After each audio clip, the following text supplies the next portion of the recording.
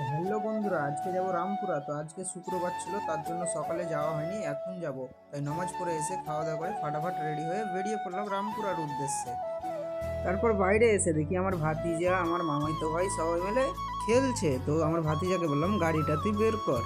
তো আমার ভাতিজা ফাটাফাট গাড়িটা বের করে দিল। তো এখন আমি বেরিয়ে পড়লাম। তো আলমগীরকে ফোন করেছিলাম, তো আলমগীরও চলে এলো। তো আলমগীরকে বললাম যে এত লেট কেন।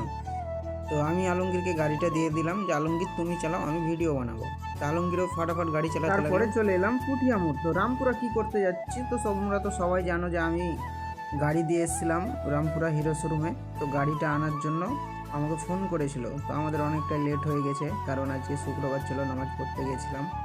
তো দেরি না করে তাড়াতাড়ি করে যাওয়া যাক, চলো। তো রাস্তার ভিউটা তোমরা দেখতে থাকো।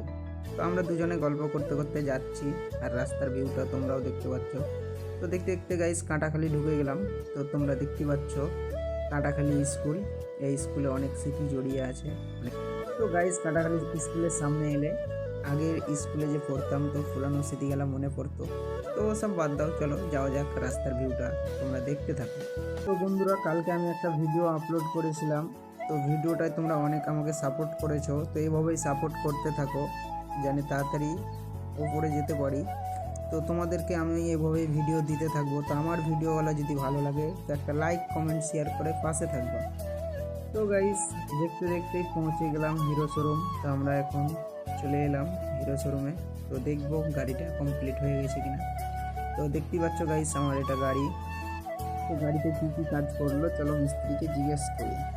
তারপরে মিস্ত্রিদাকে আমি ডাকলাম। তো মিস্ত্রিদা চলে এলো। তো মিস্ত্রিদা বলছে সব কাজ হয়ে গেছে, শুধু একটাই কাজ বাকি আছে, চেন স্প্রে করতে বাকি আছে। তো মিস্ত্রিদা বললো তোমরা গাড়িটা চালিয়ে একটু টেস্ট করো। তো আমি আলমগীরকে বললাম তুমি গাড়িটা চালিয়ে টেস্ট করে নাও। তো যে কথা সেই কাজ, আলমগীরও ফটাফট গাড়িটা নিয়ে টেস্ট করতে চলে গেল। তো দেখছি এত তাড়াতাড়ি আবার চলে এলো। তো আলমগীর বলছে গাড়িটা চালাতে অনেক ভালো লাগছে।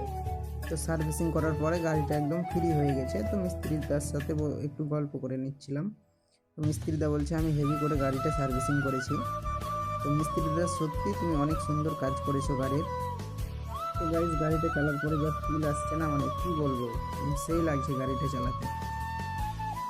তো গাইজ আমার গাড়িটা তোমাদেরকে কেমন লাগছে অবশ্যই কমেন্টে জানাবে। এটা হিরো এক্সট্রিম 4B। তো ফটাফট দেরি না করে চলে গেলাম কাউন্টারে বিলটা পেমেন্ট করতে। তো এখন কত কি হয়েছে সেটাই এখন দেখছে। তারপরে বিলটা পেমেন্ট করে আমি চলে এলাম। তো গাইজ বিল পেমেন্ট করে এসে দেখছি যে মিস্ত্রিরা গাড়ির কাজ করতে শুরু করে দিয়েছে। একটাই কাজ বাকি ছিল, শুধু চেন স্প্রে করতে। তো মিস্ত্রিরা চেন স্প্রে করছে, আর আমি দেখছি যে কীভাবে করছে, কারণ ওটা আমিও কিনে নিয়েছি বাড়িতে, এবার একাই একাই করতে হবে। তো আজকের ভিডিওটা এখানেই শেষ করলাম। ভিডিওটা যদি ভালো লেগে থাকে একটা লাইক কমেন্ট শেয়ার করে দেবে। এরপরে নেক্সট ভিডিওতে আবার দেখা হচ্ছে।